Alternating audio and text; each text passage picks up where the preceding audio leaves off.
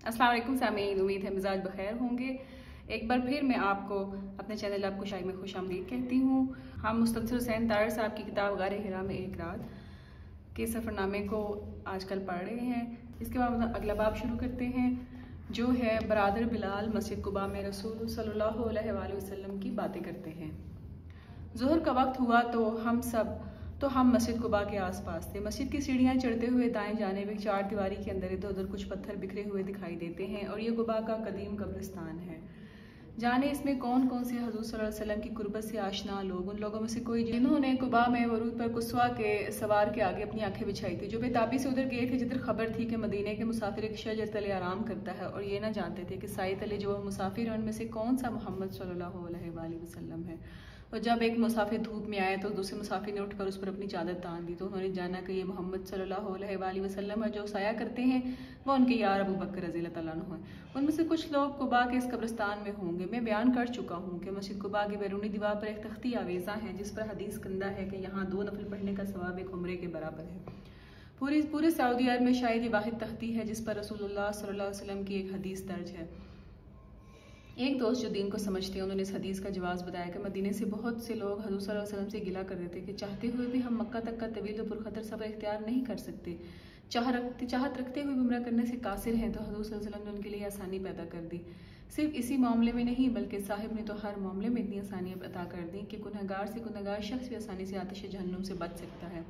ये तो सिर्फ कज कलाब और पुरखशूनत लंबे लबादों वाले हैं जो ज़िंदगी भर में अगर एक नमाज भी कज़ा हो तो अपने आप को जहन्नम में धकेल देते हैं।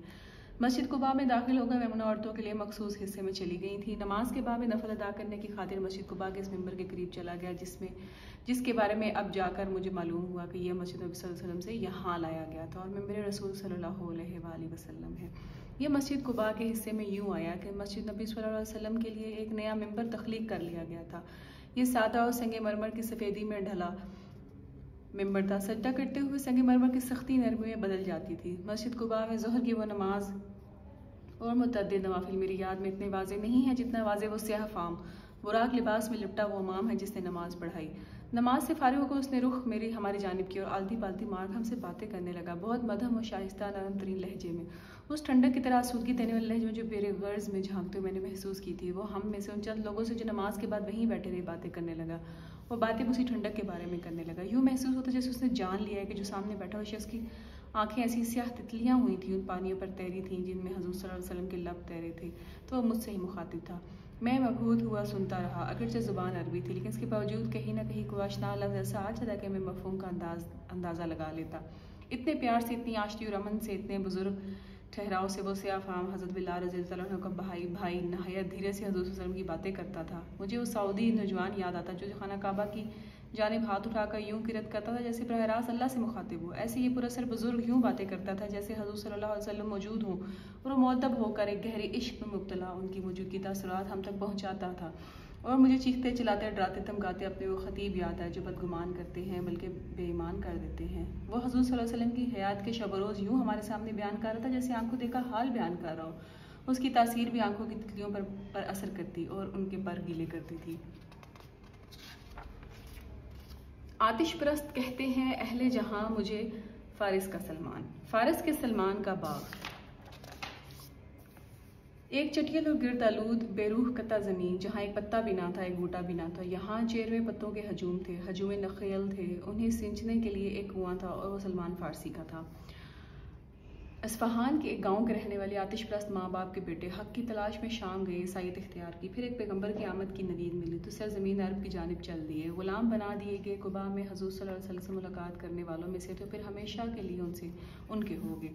मार्टिन लिंकन अबू बकर सिराजुद्दीन उनकी हाल की तफसील बयान करते हैं।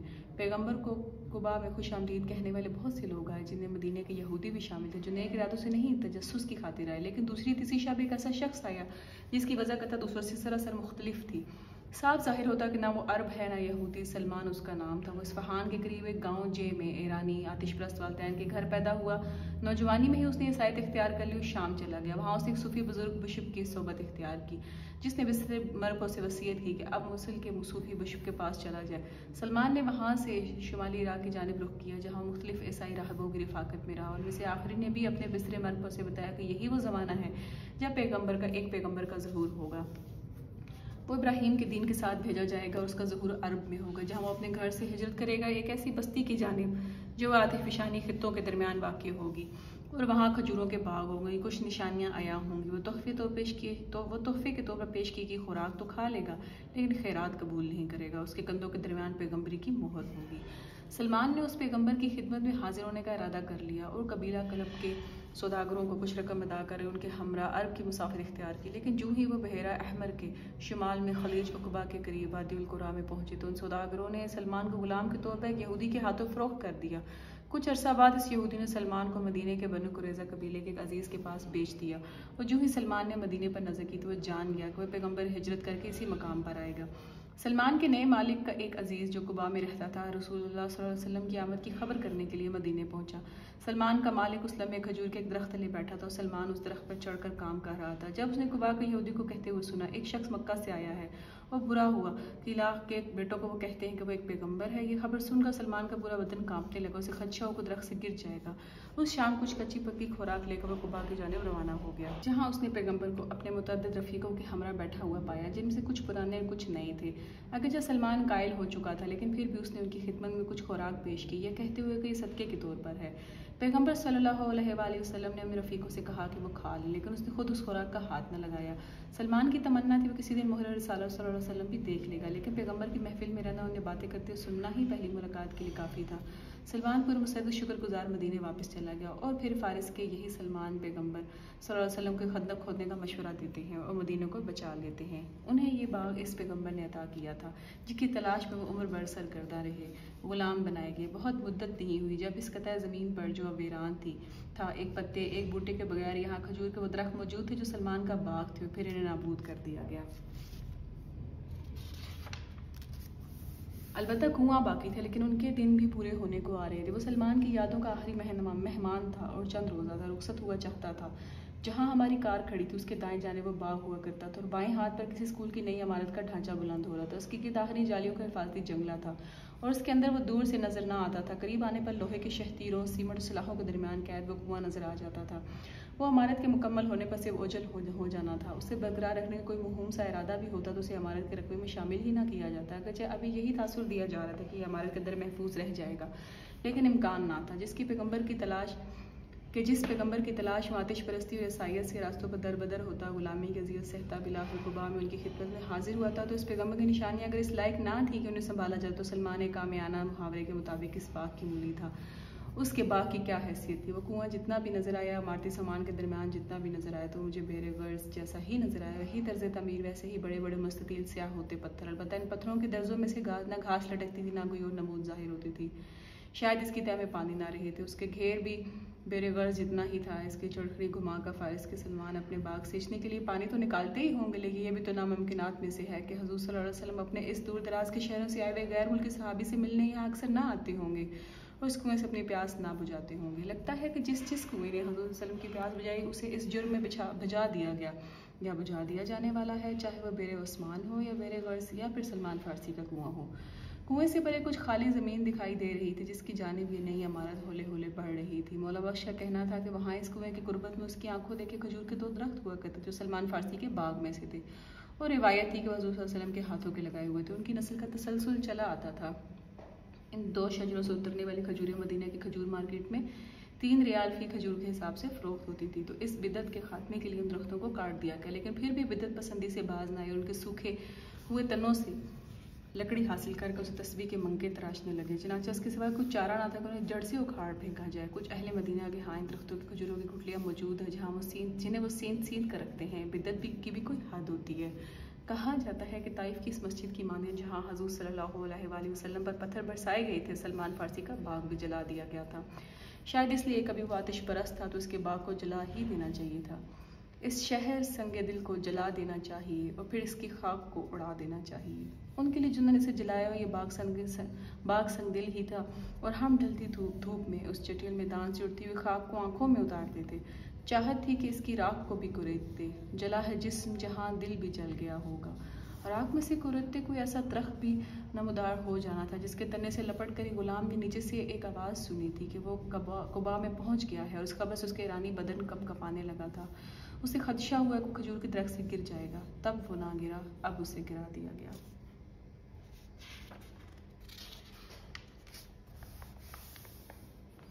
सलमान फारसी की खंदक और बामा ने जहां खैमा लगाया था। सलमान फारसी के बाग से उसके मशवरे से खोदी हुई खंदक के मकाम तक जाना एक कुदरती सफ़र था। अगरचे ना उसका बाग रहा था, ना उसकी खंदक का कोई निशान बाकी था। उस खंदक को खोदने के दौरान, गुर्बत और फाका कुशी के दौरान, एक सहाबी ने शिकायत की कि ए अल्लाह के रसूल सल्लल्लाहु अलैहि वसल्लम, ये देखिए मैंने पेट पर पत्थर बांध रखा है। तो हजूर सल्लल्लाहु अलैहि वसल्लम ने कहा, तुम देखो कि मेरे पेट पर एक नहीं 2 पत्थर है ताकि भूख के अजाब को सह सकूं। जाबिर बिन अब्दुल्ला ने आप सल्लल्लाहु अलैहि वसल्लम की हालत देखी तो एक बकरी ज़िबा की बीवी से कहा, तुम जो भी इसका रोटियां तैयार कर लेना, मैं रसूलुल्लाह सल्लल्लाहु अलैहि वसल्लम को दावत दे रहा हूँ। खाना कितना है जो आप सल्लल्लाहु अलैहि वसल्लम तैयार करवाया है? रसूलुल्लाह सल्लल्लाहु अलैहि वसल्लम ने दरियाफ्त किया।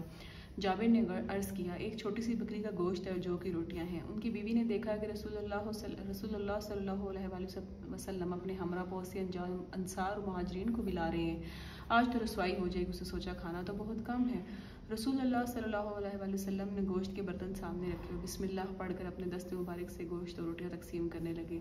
कुल सहाबा और साथियों ने जी भर कर खाया, मगर हांडी में गोश्त फिर भी भरा हुआ था। अब तुम खुद खाओ, पड़ोसियों को भी भेजो। रसूलुल्लाह सल्लल्लाहु अलैहि वसल्लम ने कहा, ऐन इस मकाम पर जहाँ जाबिर बिन अब्दुल्ला का घर था, वहाँ अब एक शानदार पेट्रोल पंप तामीर कर दिया गया है। शाहाना कारों के शिकम भरे जाते हैं, बर्गर और फ्रेंच फ्राइज मैसर हैं। किसी शख्स की ज़िंदगी में और क्या चाहिए? बकरी का गोश्त, जौ की रोटी या बर्गर और फ्रेंच फ्राइज। एक सहाबी का मकान जहाँ हज़ूर सल्लल्लाहु अलैहि वसल्लम ने खाना तलावत फरमाया था, या एक पेट्रोल पंप? यकीनन एक पेट्रोल पंप।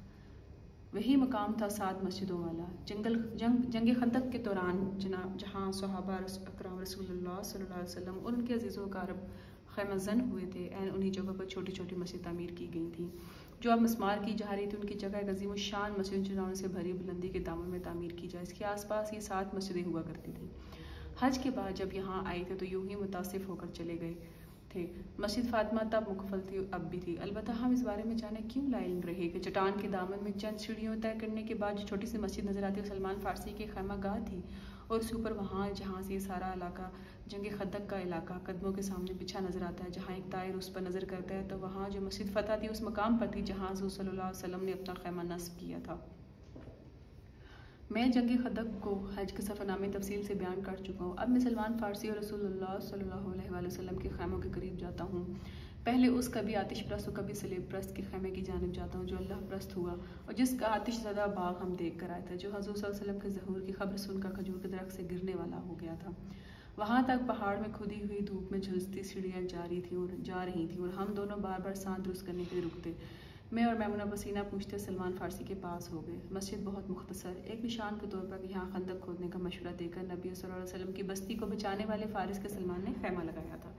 एक कमरे के साइज़ की छोटी सी मस्जिद में मुख्तसर सहन, बहुत बेआबाद, वीरान, दीवारों पर मार्कर पेड़ से ज़ायरीन ने अपने नाम लिखे हुए। उसकी हयात भी लगता था कि चंद रोज़ा है। जब दामन में तामीर होने वाली शानदार मस्जिद मुकम्मल हो जाएगी तो उस मकाम का जवाज़ बाकी ना रहेगा। चूँकि वो कभी आतिश प्रस्त रहा तो उसकी खैमागाह के निशान को भी राख कर दिया जाएगा। मैमुना बाहर सहन में नफल अदा करने मसरूफ़ थी और मैं मस्जिद के ज़बू हाली के अंदर तन्हा सलमान फारसी पूछ रहा था, ए सलमान, क्या आतिश प्रस्त होने के बायस तुमने वह कैसी आग भड़की कि तुमने अपने माँ बाप वतन को तर्क किया, कभी राहिबों के खादिम हुए, कभी यहूदियों के गुलाम हुए, सिर्फ इसलिए कि मेरे बाबा को पा सकूँ, असहाब सुफ़ा के थड़े पर अपना मकाम बना सको। फिर पुरशुकवा और साहब इक़्तिदार हस्तियों की निस्बत अयूब अंसारी, अबू ज़र गफ़ारी, उबैदा बिन अल जराह, अब्दुल्ला बिन मसूद, अब्दुल्ला बिन उम्र और हलीमा सादिया की माने मेरे दिल में भी मकाम बना लो। तुम कैसे नसीब वाले थे कि तुम जिसकी खोज में थे उसे कुबा में अपने सामने हासिल कर दिया। और मैं क्या नसीब लेकर आया हूँ कि मेरे दिल की बदगुमानियाँ नहीं जाती। मैं अगर तेरी तरह एक आतिश परस्त पैदा होता तो शायद मैं भी तुझ ऐसे नसीब वाला हो जाता। मस्जिद सलमान फारसी से आगे बल्कि चट्टान की बुलंदी पर सलमान के आका ने अपना खैमा लगाया था। यहाँ मैंने हल्की सी खुशी बेनाम सा फ़ख्र महसूस किया कि मुझे खलिश का जवाज़ मिल गया। हज़रत उमर फ़ारूक रज़ी अल्लाह ताला अन्हु, हज़रत अबू बकर सिद्दीक़ रज़ी अल्लाह ताला अन्हु, हज़रत अली रज़ी अल्लाह ताला अन्हु और हज़रत फ़ातिमा रज़ी अल्लाह ताला अन्हा की जंग खंदक के दौरान खैमा गाहें इस चट्टान के कदमों में क्यों है, उनसे ज़रा बुलंदी पर सलमान फारसी का खैमा क्यों था, हज़ूर सल्लल्लाहु अलैहि वसल्लम के खैमे के रास्ते में उनसे करीब तर क्यों था? शायद इसलिए कि इस जंग की हिकमत अमली सलमान फारसी के जहन की तख्लीक की थी और उन्हें ही सिपा सलार के करीब तर होना चाहिए था। मस्जिद फतह तक जाती हुई बहुत सी सीढ़ियाँ थी, वो सब की सब धूप में सुलगती थी। मुझ में सिकत नहीं, आप हो आइए, मैमुना ने कहा। ऊपर हज़रत सल्लल्लाहु अलैहि वसल्लम की खैमा गाह है। मुझ में हिम्मत नहीं और वो नीचे उतर गई। हिम्मत तो मुझ में भी नहीं थी, लेकिन ऊपर से बुलावे में बहुत शिद्दत थी। बाबा खैमा जन थे। मैं अपने आप को संभालता, अपने आप को सांस को संभालता, धूप की शिद्दत बर्दाश्त करता, आहिस्ता आहिस्ता बुलंद होता गया, ये ख्याल करते हुए कि उन ज़माने में तो ये सीढ़ियाँ ना थी तो बाबा कैसी मुश्किल से ऊपर पहुँचते होंगे। लेकिन फिर जबल नूर की बुलंदी पर गारे हिरा का ख्याल आया कि वो बाबा लोग तो वहाँ तक भी जा पहुँचते थे तो इस चढ़ाई को कहाँ खातिर में लाते होंगे।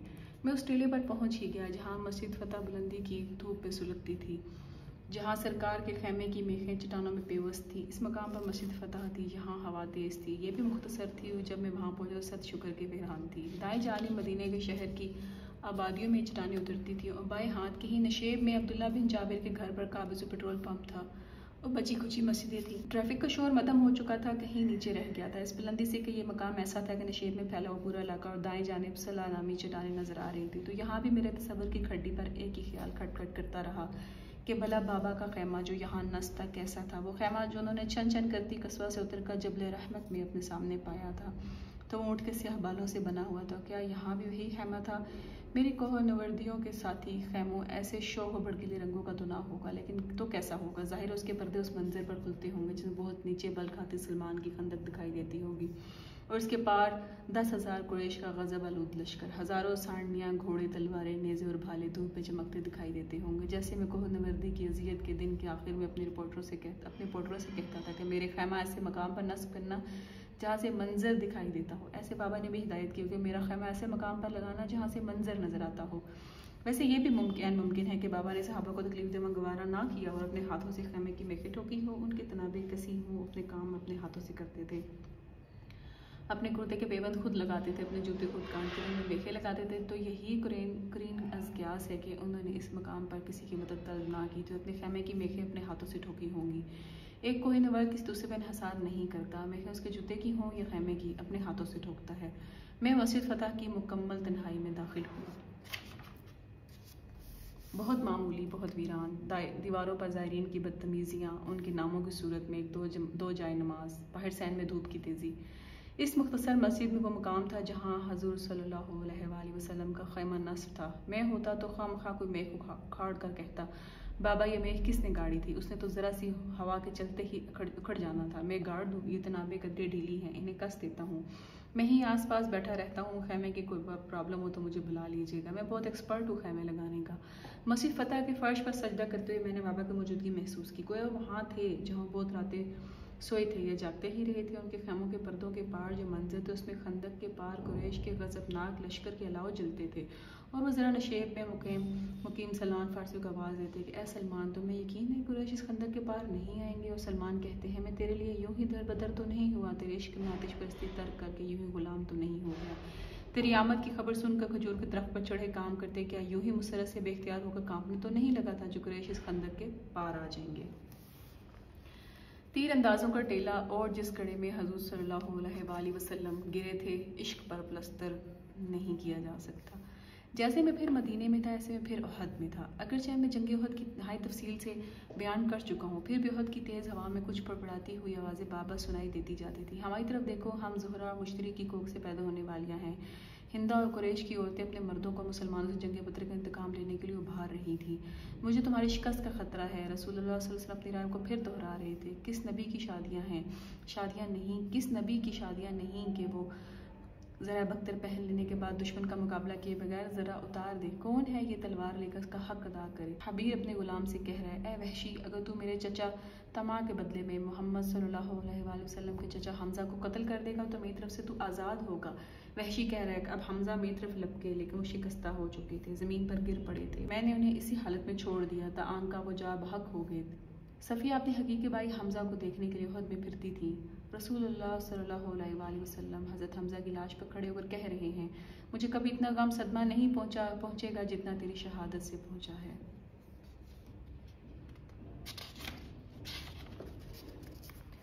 लेकिन हमज़ा पर रोने वाली औरतें नहीं हैं। अंसार अपनी औरतों से कह रहे हैं, जाओ और रसूलुल्लाह सल्लल्लाहु अलैहि वसल्लम के चचा पर नोहा करो। उहद हमज़ा के सिवा क्या है, महज से खुश पहाड़। इस खुश पहाड़ के दामन में चूँकि हमज़ा दफन है, इसलिए वो पहाड़ में मोतबर हो गया। अमीरुल शहदा इसी मकाम पर दफन है जहाँ वहशी ने शहीद कर दिया।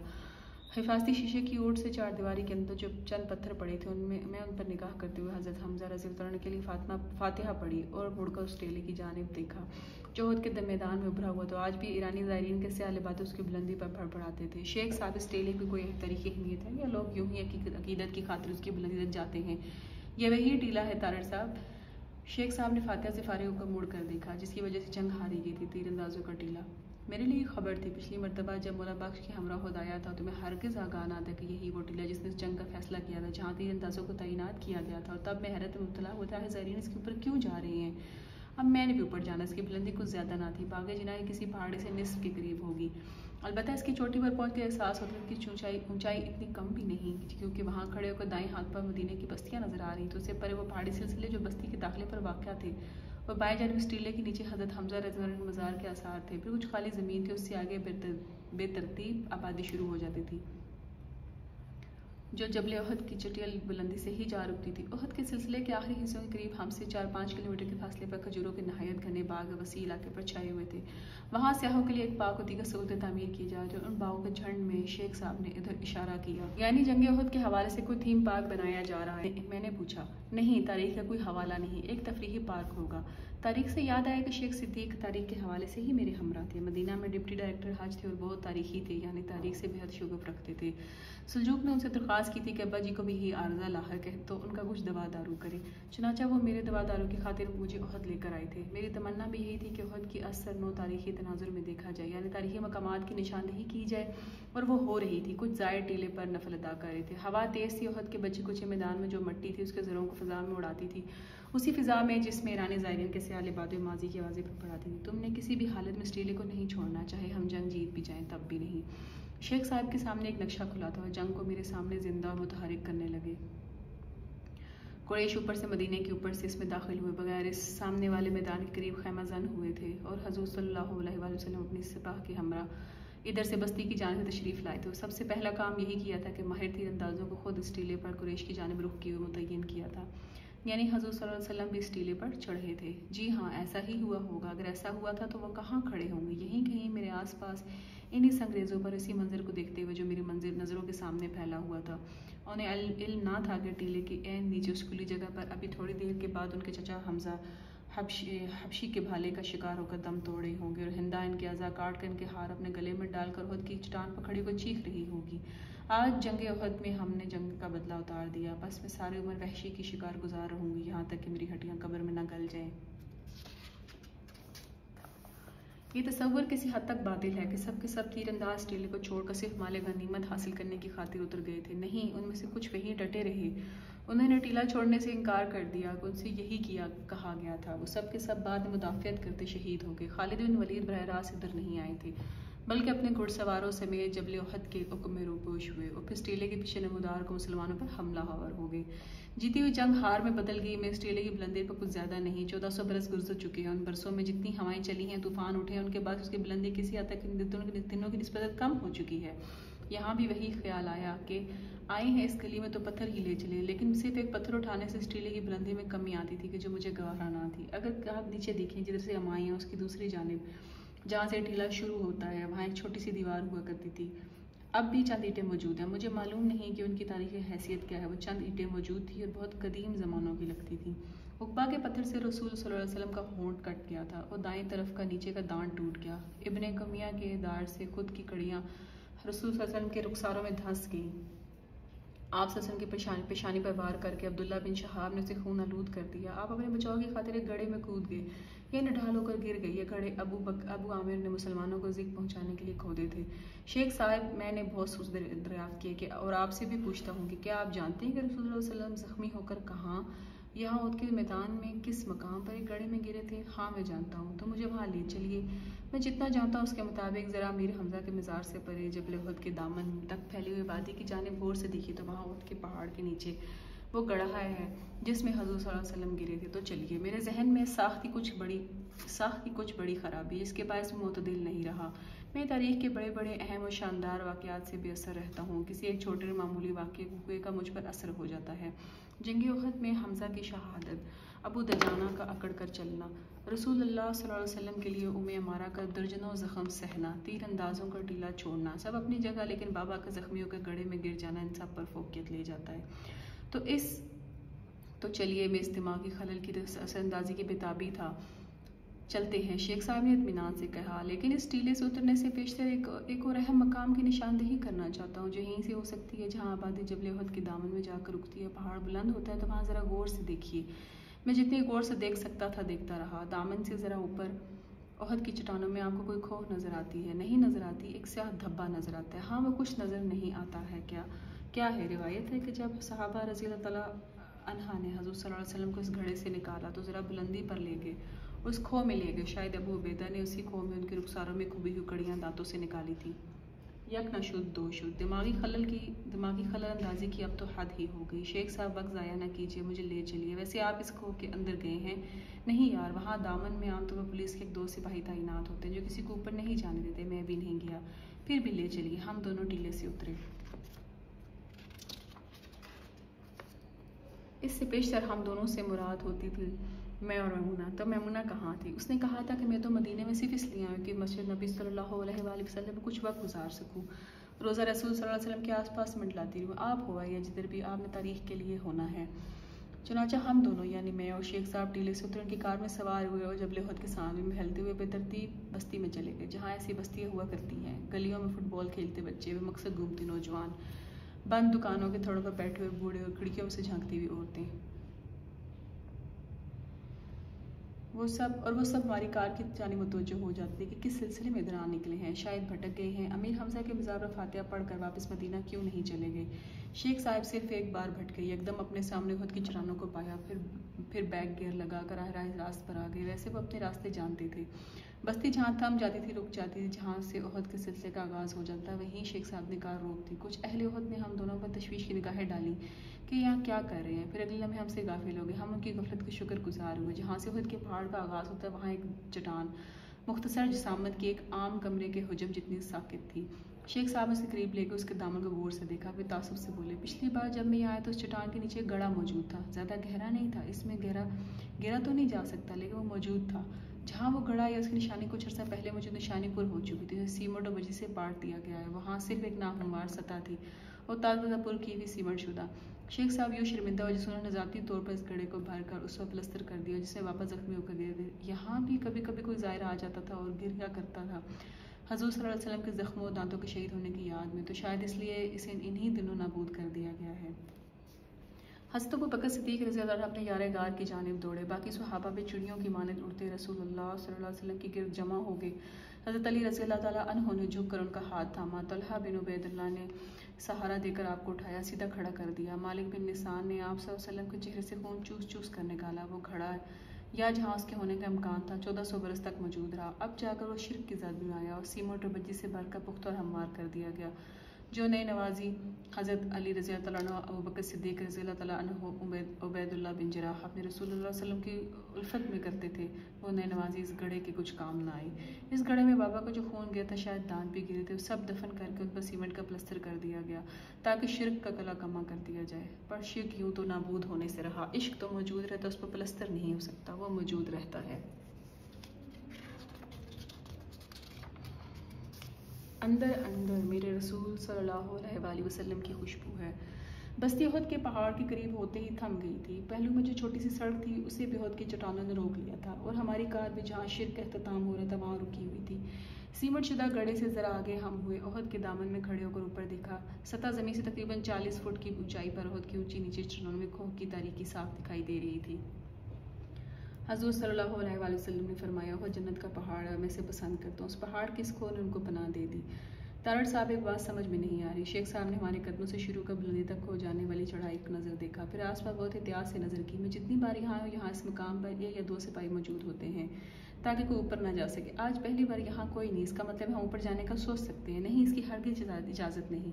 कोई ना कोई शख्स आस पास मौजूद जो हमें रोक देगा। कोई रोक देगा तो रुक जाएंगे शेख साहब, कह देंगे हम तो यूं ही कोई पेमाई कर रहे थे, क्या पता कि ऊपर कोई को है, और अगर है तो हम उसको उससे क्या लेना देना। शेख साहब जानते मैं इतना नादान नहीं हूँ, खूब जानते थे कि दिमाग पर असर हो चुका और मैं बहाने तराश रहा हूँ। चुनाचा चूँकि मैंने अभी तक उसको उससे नज़र हटाई ना थी, मुँह उठाए एक दिमागी मरीज़ की मान भी उसे तकता चला जा रही थी। जब उसके स्याह धाने में से 2-3 लोग बरामदों के नीचे थे तो उन्हें देखकर मेरा रंग बदला। चूँकि मैं दिमागी मरीज़ से एक लाख मुस्कुराने लगा और मुस्कुराता चला गया। शेख साहब मुझे इस कैफियत में मुब्तला देकर कदे तशवीश में मुब्तला हुए तो मैंने कहा, यार शेख, ऊपर बर्फ़ पिघल गई है, देवसाई के रास्ते खुल गए हैं, काफ़िले बुलंदी से आ रहे हैं, जिसका मतलब है हम भी ऊपर जा सकते हैं। तो दिन वो चंद जो मकामी लगते थे हमारे करीब एक चट्टान से उतरे और आपस में बातें करते चले गए।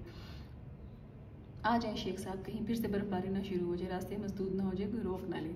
संग्रेज़ों पर पाँव फिसलता था, इसलिए मेरे पाँव में चप्पल थी, चौबर्स ना थे। शेख साहब नहायत ताबेदारी से मुझे थामने सहारा देने की कोशिश करते थे। चट्टानें ठोस ना थीं बल्कि खुरदरी तह दर तह थीं, जैसे बड़ी बड़ी स्लेटों को जोड़कर बनाई गई। इन पर चढ़ना भी आसान था कि खुरदरी सतह पाँव पकड़ लेती थी। शेख साहब ने ज़रा एहतियात अपना बाएं हाथ मुसलसल मेरी तरफ बढ़ा रखा था कि फिसलने की सूरत में मुझे अपनी गिरफ्त में ले लें। शेख साहब की 4 गज की चढ़ाई तो कोई बात नहीं, आप फिक्र न करें, अपने बाजू को थोड़ा आराम दें। मैं अर्ज़ कर चुका हूँ कि कोई ज़्यादा ऊंचाई पर ना थी। एक सेहतमंद शख्स आसानी से सांसें संभालता 4-5 मिनट वहाँ पहुँच सकता था। अब चूँकि मेरी बदनी सेहत भी कुछ अच्छी ना थी और दिमागी सेहत भी मशकूक हो, इसलिए वो 2-4 कदम के बाद रुक जाता। ज़ाहिर यही करता है कि वो सांस दुरुस्त करना चाहता हूँ, लेकिन ऐसा नहीं था। मैं दिल ही दिल में हिसाब लगा रहा था कि ये वही खो है तो साहबा कराम हज़ूर अकरम सल्लल्लाहु अलैहि वसल्लम को सहारा देते इसी रास्ते से वापस ऊपर जा सकते थे। इस खो का तज़किरा अगरचे सीरत नबी सल्लल्लाहु अलैहि वसल्लम की किसी किताब में बरारास्त नहीं मिलता, लेकिन हर सीरत निगार ये लिखता है कि ज़ख्मी होने के बाद सहाबा उन्हें मैदान जंग से ज़रा ऊपर ले गए या हज़ूर सल्लल्लाहु अलैहि वसल्लम खुद बुलंदी की तरफ चले गए। रसूलुल्लाह सल्लल्लाहु अलैहि वसल्लम लड़ने वालों के दरमियान से रास्ता बनाते हुए जबल उहद की बुलंदी की तरफ चले ताकि ज़रा ऊंचाई तक जा सके। खालिद बिन वलीद उहद की बुलंदी पर चढ़ गए। रसूलुल्लाह सल्लल्लाहु अलैहि वसल्लम ने दुआ की, ए अल्लाह, ये हमसे ऊपर की तरफ से ना आने पाए। हज़रत उमर फ़ारूक रज़ियल्लाहु अन्हु ने मुहाजिरीन की एक जमात के साथ खालिद बिन वलीद और अबू सुफियान को पसपा कर दिया। अबू इसहाक ने बयान किया कि रसूलुल्लाह सल्लल्लाहु अलैहि वसल्लम ने उठकर गड़े में से पहाड़ की चट्टान पर चढ़ने की कोशिश की, मगर मुअम्मर भी थे। आप सल्लल्लाहु अलैहि वसल्लम में उस वक्त ज़ुहफ़ व नकाहत भी पैदा हो गई थी। नीज़ आप सल्लल्लाहु अलैहि वसल्लम ने दो ज़रें पहन रखी थी, लिहाजा चढ़ ना सकें। तलहा बिन उबैदुल्लाह आकर नीचे बैठ गया और आप सल्लल्लाहु अलैहि वसल्लम ने उनकी मदद से चट्टान पर चढ़कर अपने आप को संभाल लिया। सल्लल्लाहु अलैहि वसल्लम खाई में से निकल कर अपने साथ के साथ उहद पर तशरीफ़ ले गए, जहाँ दुश्मनों की ताक़ुब से कुतुबों पर हिफाजत हासिल की। अब वो उहद के एक बुलंद टीले पर जा पहुँचे, जहाँ रसूलुल्लाह सल्लल्लाहु अलैहि वसल्लम ज़ख्मों की शिद्दत से बैठकर नमाज पढ़ाने पर मजबूर हो गए। अगर उहद के मैदान को इस हिस्से का तयन करना मकसूद हो जहाँ ये जंग लड़ी गई, तो उसकी 2 बड़ी निशानियाँ तीरंदाजों का टीला और हज़रत हमज़ा रज़ियल्लाहु अन्हु का जाए शहादत है। ये मकाम जहाँ हम थे, यहाँ से बमुश्किल 1 किलोमीटर के फासले पर था। आबादी से परे साफ नजर आ रहा था। मुसलमान अपने दिफा की खातिर अगर उहद की घाटी में चले गए तो नज़दीक तरीन घाटी यही थी जिसमें से हम आए थे, जहाँ हमारी कार खड़ी थी। यहीं पर इस गड़े का तयन किया गया था जिसमें हज़ूर सल्लल्लाहु अलैहि वसल्लम गिरे थे। वहाँ से निकलने पर कुदरती उन्होंने अपने बचाव की खातिर पहाड़ चढ़ना था, तो ज़ख्मी हालत में दूर जाकर तो नहीं चढ़ना था, करीब तरीन जगह से ऊपर जाना था। गड़े के ऐन ऊपर चट्टान भी थी, शायद वही जिस पर हज़ूर सल्लल्लाहु अलैहि वसल्लम ने चढ़ने की कोशिश फरमाई थी। अगर उस इलाके के आसपास थी तो यहाँ कुछ बुलंदी पर बस यही एक गार या कौम मौजूद थी। यूँ भी मकामी रवायत भी यही थी कि ऊपर वहाँ तक जाने पर पाबंदी भी इसलिए लगाई थी कि उसकी कोई अहमियत थी। यहाँ कुछ साबित करना मकसूद नहीं, सिर्फ जोग्राफियाई और कुदरती अवामिल को पेश नज़र रखकर और तारीखी हवालों में बयान करता सूरत हाल को सामने रखकर किसी नतीजे को पहुँचने की सही करना है। अगर इस गढ़े में कोई अहमियत ना होती तो उसे कभी पुर ना किया जाता। अगर इस खौफ से कुछ वाबस्ता ना होता तो उस तक जाने का रास्ता बंद ना किया जाता। जबल उहद के दामन में जो लोग मुद्दतों से रहते हैं वो भी इसी रवायत पर यकीन रखते हैं। तो ये तय था कि अगर हज़ूर सल्लल्लाहु अलैहि वसल्लम जबल उहद पर चढ़े थे तो यहीं से या इसके आसपास से ही ऊपर गए थे। और मैदान उहद में जो दुश्मन इनकी खून का प्यासा हो रहा था, उनकी नज़रों के सामने बुलंदी पर खड़े नहीं रहे थे, बल्कि कहीं ना कहीं की नज़रों से ओझल हुए थे। ज़रा ऊपर हुए तो खो की अहमियत का एक और सबूत सामने पाया। जहाँ हम सांस लेने के लिए रुके थे, वहाँ से हम ज़रा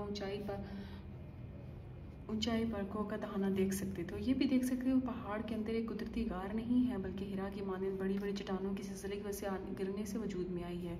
एक और सबूत ये था कि हमारा रास्ता रोकती हुई कदीम और पथरीली दीवार तकरीबन 2 मीटर ऊंची हमारे सामने सिर्फ इसलिए तामीर की थी कोई चोरी छुपे भी ऊपर जाने तो उसे खुद से अबूर ना कर सके, कोह तक ना पहुँच सके। अब क्या देखते हैं कि 2-3 खवातीन नमूदार, उनके हमारे छोटी सी बच्ची भी है, हमें देखकर झिझकती हैं और इस दीवार चिमट कर धम से हमारे करीब लैंड कर जाती हैं। बच्ची उतरने लगती है तो फिसल कर गिरने लगती है। हम इसकी मदद के लिए चाहते हुए भी हाथ नहीं बढ़ा कि हम गैर महरम है, ये खानदान हमें कनक्शी से देखता नीचे उतर जाता है। हम इस महमसे में हैं कि इस दीवार को अबूर करें या ना करें, यहीं से कोह के करीब तरीन ज़ियारत करके पसपा इख्तियार करें या ना करें। अगर ये ख़वातीन वहाँ तक हो आई तो यकीन इस दीवार को अबूर करके ही ऊपर गई, तो हम ऐसा करें या ना करें। तब हमने देखा खो में से एक नहायत गोरे चिट्टे पहले नज़र पसंद आज अंदर बुजुर्ग, मुझसे भी बुजुर्ग बरामद हुए, एक ढीले चोगे में नहायत गुम खोए हुए, चेहरा जरा जैसे कोई आर्जा लाहक हो, किसी सदमे में हो, जैसे कोह से उतरकर हमारी सतह पर आते हैं और प्यास किसी दीवार पर कदम रख कर उतरते हैं। हमसे अल्लाह ताल्लुक गुजरने लगता है तो शेख साहब जो अरबी से वाकिफ़ हैं सलाम करने के बाद पूछते हैं, आप उर्दन से आए हैं कि वो उसी मुल्क के बाशिंदे लगते हैं? वो सर हिलाकर कहते हैं, नहीं, मैं सऊदी हूँ। मेरे और शेख साहब के लिए उनका सऊदी होना बासे हैरत था। ऐसे मकामात पर सऊदी हरगिज़ नहीं पाए जाते, वो चाहें तो भी ताज़ीर के खौफ से नहीं पाए जाते। उस किस्म के मकामात की ज़ियारत करने नज़दीक बल्कि हुकूमत वक्त की नज़दीक बिद्दत है। वो इसलिए शेख साहब ने उन्हें उर्दनी समझा। वो अपने आप में गुम हमसे लाताल्लुक, उन्होंने हमारी जानिब आँख उठाकर भी नहीं देखा था कि ये कौन है, क्या है, पत्थर है या इंसान है। जाने को थे कि शेख साहब ने नहायत नरम लहजे में इस्तफसार किया कि आप हो के अंदर गए थे? उन्होंने सर हिलाया। अंदर क्या है? अंदर जैसे वो आलम ख्वाब में बोले, अंदर मेरे रसूल सल्लल्लाहु अलैहि वसल्लम की खुशबू है। और नीचे उतर के वक़्त और बेकार सा पत्थर हो गया। मैं एकदम पथरा गया। खुद के पत्थरों के दरमियान एक और, अगरचे उनकी निस्बत एक बेवक़्त और बेकार सा पत्थर हो गया। वो सब की सब हैसियत वाले, चश्मे-दीद गवाह, हमज़ा की हलाकत की, अबू दजाना की शुजाअत की, उमर मारा की दिलावरी की, हज़रत अली रज़ियल्लाहु अन्हु इस ढाल के जिसमें वो पानी भरकर लाए थे, वो ज़ख्मी रसूल सल्लल्लाहु अलैहि वसल्लम के होठों से लगाते थे, और गवाह रसूल सल्लल्लाहु अलैहि वसल्लम की शबाहत की, उनके माथे से रिसने वाले खून और रुखसारों में खुबी कड़ियों ने दांतों से खींचने वाले अबू उबैदा के, ओहद के 70 शहदा के, वो तो कैसे कैसे गवाह हैसियत करने वाले थे। इसलिए अगर मैं पत्थरों के दरमियान पत्थर हुआ तो कैसा बेकार बेहैसियत पत्थर हुआ। मैंने इस गुफ्तगू को हर्फ ब हर्फ नकल किया है। सदमे में आए हुए अपने आप में गर्क सऊदी ने यही कहा था, अंदर मेरे रसूल सल्लल्लाहु अलैहि वसल्लम की खुशबू है, और वो नीचे उतर गया और नहीं जानता था वो कैसे मुझे पत्थर का कर गया। इस एक फिक्रे से मैं ऐसा जोड़ा गया जैसे सलमान फारसी खजूर के दरख्त पर काम करते हुए जब नीचे कुबा के यहूदी को ये कहते हुए सुनते हैं कि वहाँ एक शख्स आया है जो अपने आप को पैगंबर कहता था, वो झंझोड़े जाते हैं, बेख्तियार कांपने लगते हुए गिरने को होते हैं। ये कैसे हो सकता है 1400 बरस गुजरने के बावजूद मेरे हज़ूर सल्लल्लाहु अलैहि वसल्लम की खुशबू जबले उहद की एक खो में अब तक मौजूद हो? क्या ये अकीदत की करिश्मा साजी है, जानबूझकर खाया जाने वाला धोखा है, अकद और बोझ से मावरा कुछ और है? मैं ऐसा जोड़ा गया मुजना तमाम शजर, जितने भी गले सड़े पत्थर थे वो टिप टिप गिरने लगे। मैं जो शहर नबी सल्लल्लाहु अलैहि वसल्लम में है, उहद के उन पत्थरों में हूँ जिनमें नबी सल्लल्लाहु अलैहि वसल्लम का खून जज्ब हुआ था। मैं उनकी कसम खाकर कहता हूँ, खो के अंदर मेरे रसूल सल्लल्लाहु अलैहि वसल्लम की खुशबू है। से बढ़कर या बराबरी का भी कोई फिक्र ऐसा असर अंगेज़ मैंने ज़िंदगी भर ना सुना, ना इम्कान है कि कभी सुन पाऊँगा। यहाँ पहुँचकर अपने सामने एक दीवार पाकर उसके पार उस खो को देखकर इसके अंदर तभी जाया जा सकता है कोई शख्स आपको अपने कंधों पर सवार कर दहाने के नज़दीक ले जाए। मैंने यही सोचा कि मुसीबत और मुश्किल काम है तो यही काफ़ी है। मैंने इस पनाहगाह को इंतहाई कुर्बत में देख लिया। लेकिन जब सऊदी बुजुर्ग ने यह कहा, खो के अंदर मेरे पैगंबर सल्लल्लाहु अलैहि वसल्लम की खुशबू में पसपाई कुछ गुंजाइश बाकी ना रही। बेशक मैं माजूर अपाहज होता तब भी कभी गुंजाइश ना होती। अपने आप को घसीटता, औंधे मुँह गिराता, अपने आप को जख्मी करता, शायद वही औंधा गिरता जहाँ मेरे बाबा सल्लल्लाहु अलैहि वसल्लम का खून गिरता था। मैं तो उस खो तक पहुँचता जहाँ मेरे बाबा सल्लल्लाहु अलैहि वसल्लम की खुशबू मेरी ही मुंतज़िर थी। बुध बख्शू तो लाहासा तक लको के लाश के गिर्द हाथ फैलाए ज़मीन पर ऊँटते होकर घिसटते हुए रेंग रेंग का गीत का सफ़र मुकम्मल कर लेते। तो मेरे साथ ऐसे तवील और कठिन रास्ते ना थे, लबे बाम 2-4 हाथ ही तो था। मैं कैसे यहाँ से वापस चला जाता? ऊँधे होकर घिसट घिसट कर भी जाना होता तो जाता। सिद्दीक शेख साहब भी जैसे मेरी हालत अब है कभी ऐसी तो ना थी। इस फिक्रे की असर अंगेज़ी ना सिर्फ आपदीदा थे बल्कि मुकम्मल तौर पर चुप हो चुके थे। शेख साहब चलना है ना, ये दरख्वास्त ना थी, काजजाना सी धमकी थी। आइए, उन्होंने मेरी बुजुर्गी मलहूज़ खातिर रखते हुए कहा। कैसे आइए? इस दीवार के पार कैसे जाइए? पहले आप दीवार पर चढ़ें, फिर मुझे सहारा देकर यूँ उठाएं जैसे कोई जहाँ से उठाया जाता है। चनाचा उन्होंने मेरे हुक्म की तामील की और हम दोनों दीवार की दूसरी जानिब उतर गए। दीवार को के दरमियान जो पत्थर संग्रेजे थे उनमें बकरियों की मेंढियों की बहुतात थी। खो के करीब होते हुए वो ऐन सामने ना थी बल्कि कदरे बुलंदी पर थी, तकरीबन हमारी पेशानियों की सतह पर मौके थी। ये मुख्तसर से 2-4 फुट की चट्टान पेमाई भी मेरे बस की बात ना थी। यहाँ भी बाबा लिफ्टिंग अशद ज़रूरी थी। यहाँ भी शेख साहब ने आइए कहा, मैंने पीछे हटकर दरख्वास्त की, उन्हें पहले आप ऊपर चढ़े फिर मेरी मदद फरमाई। शेख साहब पत्थरों में जाकर पाँव जमाकर खो के दाने पर जा बैठे, झुक कर हाथ बढ़ा दिया। भले एक हाथ से इतना भारी बाबा कैसे लिफ्ट किया जा सकता है, इसलिए दोनों हाथों से गंदम की बोरी की मानो मुझे ऊपर घसीट लिया। मैंने खो में झांका, अंदर बस इतनी जगह थी सिर्फ एक शख्स दोनों जानिब की चट्टानों को थाम कर खड़ा हो सकता है था। शेख साहब ने कर्म किया और फिर आइए कहा। इस मर्तबा उनका शुक्रगुजार हूँ, पहले मुझे अंदर जाने का कह रही हैं। मैं 2 कदम आगे हो तो रोशनी एकदम कम होगी, घट गई। फर्श भी, यानी जहाँ इंसान खड़ा हो सकता था, बस 2-4 कदम का ही था। उनके आगे पत्थरों का ढेर ऊंचा तो ज़रा दूर जाकर छत से जा लगा तो खड़े होने के लिए भी एक शख्स की गुंजाइश थी। पहलू पे पहलू 2 अफराद खड़ा होना मुमकिन ना था। चट्टानें इस मुख्तसर खो को भेज कर इसका वजूद ख़त्म करने के करीब होती चली जाती थी। शेख साहब मेरे पीछे खड़े थे। दाने में से जितनी भी रोशनी आई थी वो भी मज़ीद घट गई। यहाँ रोपोश होने के लिए तो कोई ना कोई कोना खतरा ना था। नींद तारीकी में तंग होती चट्टानों के सिवा कुछ ना था या पत्थरों का एक ढेर था। तब मुझे दाएं जानिब जहाँ मैं खड़ा था वहाँ से 2 हाथ ऊपर एक खला सा दिखाई दिया।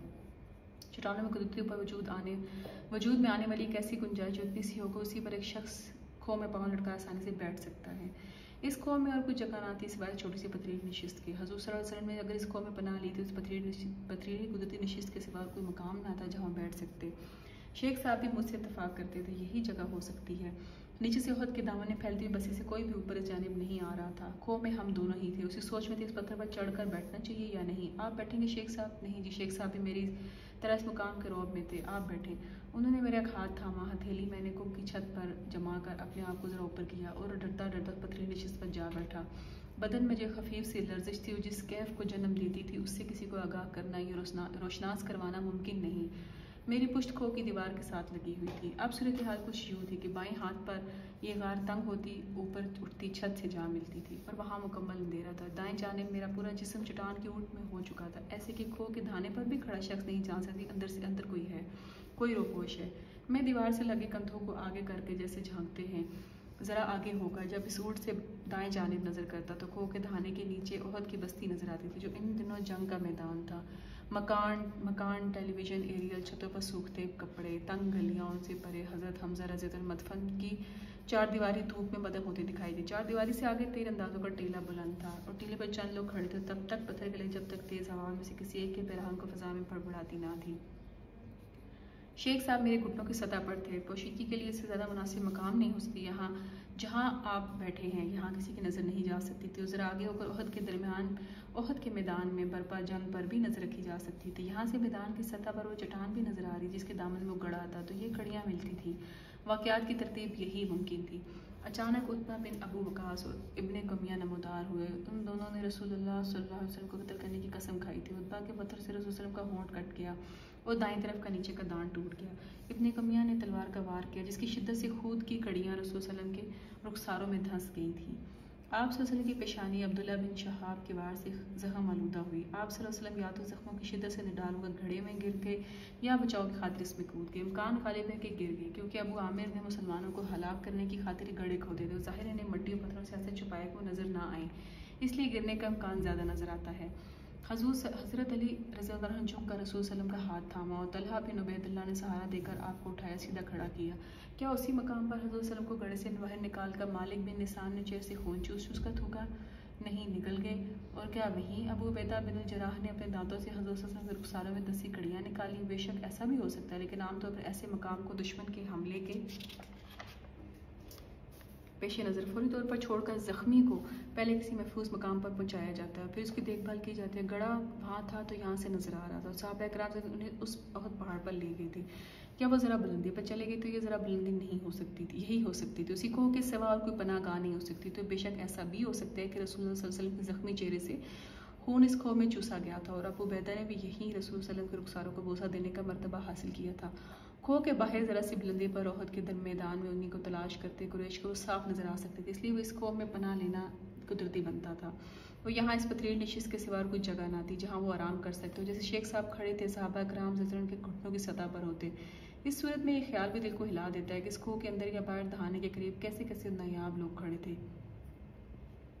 ये मुस्तनद तारीख नहीं है, महज मेरे अंदाजे, कुछ हिसाब किताब है। हो सकता है मकामी रिवायात दुरुस्त ना हो, ये गड़ा वो ना हो, ये ज़रा सी बुलंदी कहीं और हो। ये भी हो सकता है गड़ा वही हो, ज़रा सी बुलंदी यही हो। वो यही खो है जिसमें सहाबा कराम रज़ी अल्लाह तआला अन्हुम रसूल सल्लल्लाहु अलैहि वसल्लम को लेकर आए थे, उनकी देखभाल की थी और सारे इशारों की कुदरती रूप इसी जानिब चले आते हैं। जहाँ मैं हूँ इसी जाने मैंने सोचा और बदन की लर्जिश में इजाफा हो गया। मुझे पहली बार शिद्दत से एहसास हुआ कि मुझे नशिस्त पर नहीं बैठना चाहिए था। गार की छत में छोटा सा शगार था जिसमें कुछ धूल और चंद मेंगनियाँ गिरी। शायद ओहद पर हवा तेज़ हो चली थी। मैं दीवार से टेक लगाता तो जाएं जानिब जो चट्टानी पर्दा था उसकी ओट में हो जाता, और जब ज़रा आगे होकर खो की बाहर देता ओहद की बस्ती फैलती नजर आती, तीर अंदाजों के टीले तक जा चली जाती, जिस पर चढ़ने वाले ज़ायरीन अब हरकत करते दिखाई दे जाते थे। लेकिन इसके सिवा मैंने भी ये देखा कि नीचे से चंद ज़ायरीन ऊपर आ रहे हैं। हमारी तन्हाई को ख़त्म करने होने को थी। 1400 बरस की तन्हाई का सिर्फ एक लम्हा मेरी गिरफ्त में आया था, मुझे हरा भरा कर गया। मैं इस नशिस्त पर से जुदा होकर उठने को था, ऊँट की चट्टान सतह पर हथेली जमा कर उतरने को था, जब मेरा एक सांस तो एक मामूली का सांस, दूसरा सांस में हल्की सी महक तैरती गई, इतनी हल्की कि इस पर ना होने का गुमान गुजरता था। जैसे हार सिंगार के फूल जब सर्द सवेर में सूरज की पहली किरणों की ताब ना लाकर डंठलों से जुदा होकर गिरते, उनकी खुशबू कभी होती है कभी नहीं होती है। सरे शाम पटोनिया के फूलों में से जो बास उठती है, या जैसे तितली आस्ते की रुखसार वो उतरती है तो महसूस होकर हो भी जाता है और नहीं भी हो पाता। ऐसी ये महक हल्की थी लेकिन थी, एक अजीब नाशना खुशबू कहीं आस पास क्याम करती थी, मुझे अपने होने के दबे पाँव खबर देती थी। वहाँ एक हल्की मुश्क थी। मैंने ऊँट के पत्थरों को सूंघा, क्या इसमें से आ रही है? मुँह उठाकर छत की जानब देखा, कौन सा पत्थर मुश्कबार हो रहा है? अज गजा में आए मुश्क दोस्त, अंदर मेरे रसूल सल्लल्लाहु अलैहि वसल्लम की खुशबू थी। इसकी तोजीहें बहुत हो सकती हैं और गालिब इम्कान है कि दुरुस्त हो सकती हैं। इसकी तोजीहें बहुत हो सकती हैं और गालिब इम्कान है कि दुरुस्त हो सकती हैं। किसी ज़ाहिर के लिबादे का साथ छोड़कर यहाँ रह गई थी। किसी अकीदतमंद ने किसी मुअत्तर रूई के गाले से उन पत्थरों को छुआ होगा। कोई ऐसी महक नहीं है जो 1400 बरस तक कायम रहे, हवाओं में क्याम कर जाए। ज़ाहिर खो के धाने तक आकर मुंतज़िर थे। वो महक ऐसी थी कि मैं इससे शनासा ना था। मेरे नतने में ऐसी खुशबू ने मेरे बदन को इसमें भिगोया ना था। ना तो इसमें मगरिब की खुशबू कोई शायबा था, ना ही मशरिकी, तेज़ और दिमाग को खुजल कर देने वाली थी। अगर मैं आज तक ऐसी महक से शनासा नहीं हुआ तो उसे कैसे बयान कर सकता था? जैसे मैं अपने वालिद साहब का मलमल का कुर्ता दुरुस्त करते उनके शानदार मगर जवाल पजीर बदन पर झुकता तो इसमें से सादगी और पाकीज़गी की हामिल एक महक आती, शायद वैसी, या मेरी वालदा के दुपट्टे में से सोत पसीने ममता की खुशबू सिर्फ मेरे लिए तख्लीक होती जाती थी वैसी। ये सब कुछ भी इस महक में था और इसके सिवा कुछ और ना था। क्या था? क्या कहूँ कि क्या था? मुझे कुछ गर्ज ना थी कि महक किसी ज़ाहिर के लिबादे का साथ छोड़कर यहाँ रह गई या किसी मुअत्तर रूई के लिम्स से वजूद में आई। मेरे लिए मेरे रसूल सल्लल्लाहु अलैहि वसल्लम की खुशबू थी। न शेख साहब ने कुछ जिक्र किया, ना ही मैंने कुछ हैरत का इज़हार, लेकिन इसके बावजूद हम दोनों जानते थे कि क्या गुजर रही है। बाहर मुंतज़िर ज़ायरीन अब सब्र का दामन छोड़ने के तो खो की नीम तारीकी में खड़े शेख साहब को देख रहे थे। मैं उनकी नज़र से ओझल था, बेचैन हो रहे थे कि आखिर ये एक शख्स जो अंदर खड़ा है तो दाएं जानिब चेहरा किए किससे बातें कर रहा है, किससे देखता है? क्या वो खुद महवे कलाम है? ये बाहर आएगा तो हम अंदर जा सकेंगे। वो महक ऐसी ना थी कि मुसलसल सांस का हिस्सा बनी रहती, अभी कुछ भी नहीं, खाली हवा है और अभी फिर से वो सांस में सांस लेती है। मैंने गहरा सांस भरा, इस महक को खूब महसूस करके अपने अंदर उतारा, उतरने का इरादा किया। इस पथरीली पोशीदा नशिस्त थे, उठने के लिए दाएं हाथ पत्थर ऊँट पर रखा और दूसरा हाथ बढ़ाकर अपने सामने झुकी चट्टान पर सब्त करके उतरने को था। फिर एक ख्याल आ गया, मैं रुक गया, उतरा नहीं, वहीं इन्हीं जगहों पर हाथ रखे ठहर गया, क्योंकि ख्वाबिदा खुलिया दिमाग का बेदार और इसमें से लिम्स का एक झरना बहने लगा। इस नशिस्त पर चढ़ बैठने के 2-4 तरीके हो सकते थे, लेकिन यहाँ से नीचे उतरने के लिए इसके सिवा तरीका ना था कि इंसान एक हाथ से चट्टानी ऊँट पर हथेली फैलाकर अपने आप को सहारा देकर ज़रा आगे ले जाए, फिर दूसरा हाथ सामने जो चट्टान थी उस पर जमा कर नीचे उतरे। इसके सिवा कोई तरीका मुमकिन ना था। तो लिम्स का एक झरना यूँ फूटा कि हुज़ूर सल्लल्लाहु अलैहि वसल्लम इस पनाहगाह से उतरते हुए अपनी हथेली बस यहीं रखी होगी, ला महला दूसरा हाथ इस चट्टान पर रखा होगा सहारे के लिए। मैं एक बार फिर पत्थर हो गया, उसी हालत में मनचवन सा हो गया, एक साकित तस्वीर हो गया। मैं पत्थर ऐसा हुआ उसी हालत में जैसे इस ऊँट से हथेली उठा लूँगा, चट्टान पर से हाथ परे कर लूँगा तो देखो मनहदम हो जाएगी। मैं उतरने वाला था, उतरने की हालत में पत्थर हो गया। तब शेख साहब कहने लगे, क्या हुआ है? मैंने उसी साकत हालत में नहीं इस कैफियत में शामिल कर लिया। शेख साहब, अगर आप बाबा ने इसको में पना ली तो यहीं बैठे थे, तो यहीं से उतरते हुए उन्होंने यहीं हथेली जमाई थी, यहीं जहाँ मेरी हथेली, इस चट्टान का सहारा लिया होगा जैसे मेरा हाथ थामता है, इसी तरह इसी तौर इनके पाँव को खो के फर्श से ज़रा ऊंचे होंगे तो उतरने के लिए। मैं शायद कुछ देर इसी हालत सुकूत में रहता। 1400 बरस पेशतर की हाथों की लकीरों पर हथेली रकम से किसी एक लकीर को अपनी किस्मत में शामिल करने की आरजू करता, लेकिन खो के बाहर जो मुंतज़िर थे वो अपनी नागवारी का इज़हार करते। मैंने अपनी हथेली उन हाथ को मुश्किल अलग किया, लेकिन अलग करने से पेशतर नीचे उतर आया। बाहर जो मुंतज़िर थे उन्होंने एकदम एक और शख्स की मौजूदगी पर हैरत का इज़हार किया। शेख साहब, आप भी थोड़ी देर के लिए बैठ जाइए, मैं आपका हाथ थामता हूँ। नहीं जी, वो अजीब सी हालत में, ना आप जाने कैसे बैठ गए, मुझ में तो हिम्मत नहीं। वो आगे हुए, इस पथरीली नशिस्त को मुतअद्दिद बोसे दिए और पीछे हो गए। मैंने भी रुख्ती सी पेश थे कुछ देर अपने लब इस पथरीली नशिस्त पर सब्त रखे। दाएं जानिब दाएं बाएं जहाँ भी बाबा के हाथों के शायबे हो सकते उनको चूमा। बेशक शिर्क का मर्तकब हुआ, पर इश्क शिर्क के बगैर इश्क नहीं होता।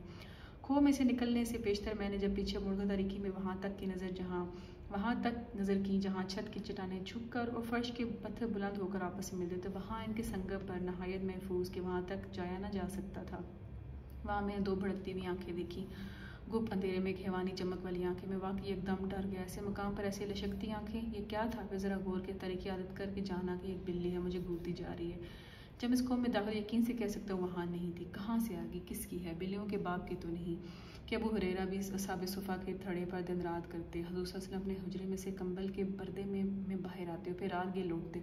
हम वक्त अपनी नज़रों में रखते थे, तो क्या पता अबू हुरैरा की बिल्लियों की नस्ल में से बिल्ली भी नज़र रखती हो। उसके बाप के महबूब जिस खो में कभी पनाह लेने के लिए आए थे, उस खो में कौन कौन आता हो, नज़र रखती हो। शेख साहब बिल्ली। शेख साहब चौंक गए। कहाँ? मैंने वहाँ इशारा किया। नज़ीर अल्लाह कुछ पड़ा, कहने लगे तारड़ साहब अब यहाँ से निकल चले, लेकिन उस बिल्ली की वहाँ मौजूदगी से बेहद मुतासिर हुए। जहाँ हम दोनों खो से बाहर आए तो मुंतज़िर ज़ाहिरीन से मुखातिब और कहने लगे हुरैरा हुरैरा। उन्होंने जो मुंतज़िर थे यही समझा इन साहब के ज़हन में कुछ फतूर है, जो हुरैरा हुरैरा करते बाहर आ रहे हैं। भला इधर हुरैरा कहाँ से आ गई? गार के बाहर की हवा सरासर खाली थी, इसमें कोई मुश्क ना थी। हम दोनों साहब कहफ में से थे कि जब उहद की उस गार में से बाहर आए तो ज़माने की जद में आ गए। 1400 बरस पेशतर हुए थे, सोए थे, तो अब कहीं जाकर बेदार हुए तो बाहर ज़माना बदल चुका था। इन ज़ारीन में से जो खो के अंदर जाने को थे, किसी ने भी मुझसे ना पूछा कि अंदर क्या है। अगर कोई पूछता तो अंदर, जैसे काल में ख्वाब में मैं कहता, अंदर मेरे रसूल सल्लल्लाहु अलैहि वसल्लम की खुशबू है। सामीन, आज की वीडियो हम अपनी यहाँ पर ख़त्म करते हैं और अगली वीडियो में हम अगले बाब से शुरू करेंगे।